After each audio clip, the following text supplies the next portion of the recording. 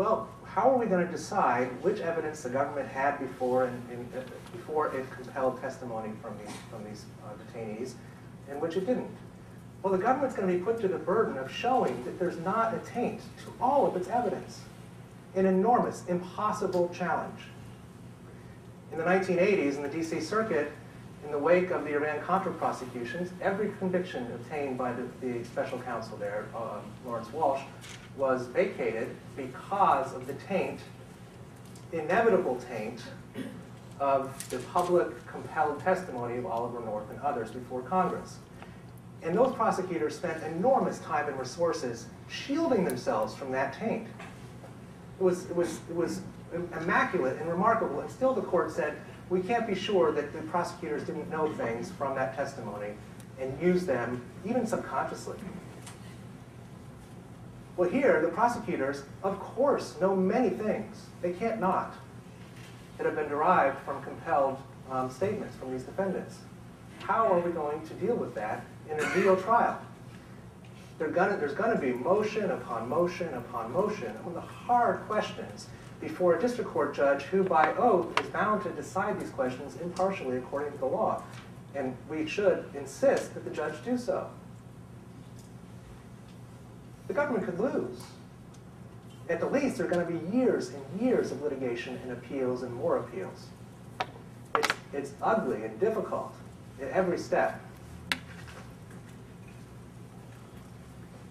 And I haven't even mentioned the fact that these people haven't been Mirandized. They never got Miranda warnings, of course.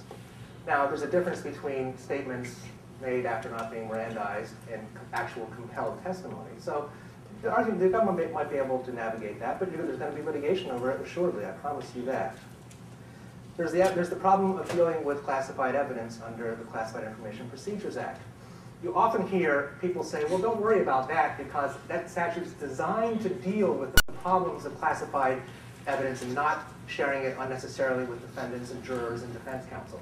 And that is what it's designed to do. But of course, CIPA gives the district court judge the power and obligation to say, well, this evidence has to come in. The defendant needs to be able to bring this evidence in, or you have to show the defendant this evidence. The judge can't declassify the evidence. But the judge can and will put the government to the choice of disclosing the evidence or abandoning the evidence. It's going to happen. In my work in recent years, excruciatingly difficult decisions had to be made about which evidence would be shared with criminal defendants in these kinds of contexts. And it's not just a piece of evidence by piece of evidence inquiry. It's a line by line inquiry. The volume of evidence and the difficulty of these questions is extraordinary. And they're going to be litigated for years and appealed. Ultimately, the government might have to choose to dismiss, as the government has in other CIPA situations in the past. But the point is, CIPA doesn't answer the problem. It gives a process by which the government can choose which evidence to disclose and maintain the prosecution or not.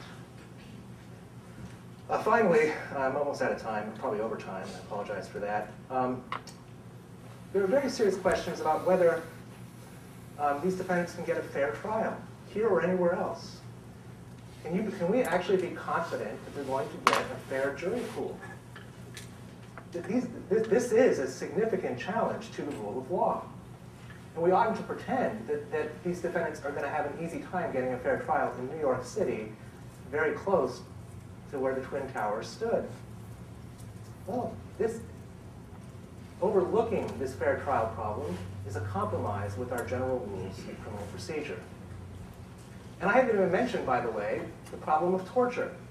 Both the President of the United States and the Attorney General have opined that KSM and others were in fact tortured by the United States government. Are the Article III courts going to stand for the prosecution of somebody who was tortured? Probably they will, but they're going to have to litigate that. And by the way, Attorney General Holder has said we're going to seek the death penalty. In the penalty phase, the defendant is entitled to put on any and all mitigating evidence. So everything that happened to these people, which was unpleasant, will have to come in as mitigation evidence. And if it doesn't, we're going to litigate over it. The point being that these problems are enormously significant. Now, the military commission alternative presents many of the same problems, but in a different context. Defendants' constitutional rights are fewer in number and scope in a military commission, presumably. In fact, by tradition, they are. And there is more ability in the process to handle shielding certain information from defendants, although the Supreme Court has frowned very strongly upon that. The government would put to hard choices in the military commission process. But it is a legitimate process that is designed to deal with unlawful enemy combatants and not designed to provide the full panoply of statutory and constitutional rights provided to criminal defendants. Now, will the world view as legitimate a verdict of guilty from these trials? Will the Muslim world view it as legitimate? Well, the United States has already announced at the highest levels that these people are going to be convicted. Imagine that. That's quite an extraordinary thing for the Attorney General to say. By the way, in the military commission context, for the President of the United States to opine about the guilt of a defendant would be a very serious issue of command influence.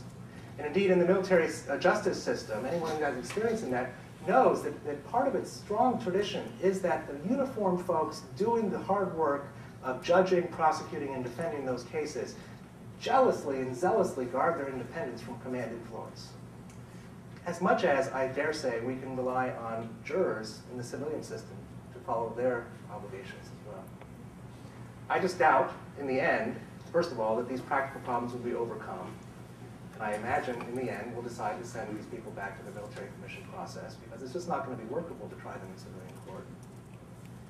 And I also think that the fact of a conviction in civilian court will not change one mind in the world in a way more favorable to the United States. Thank you.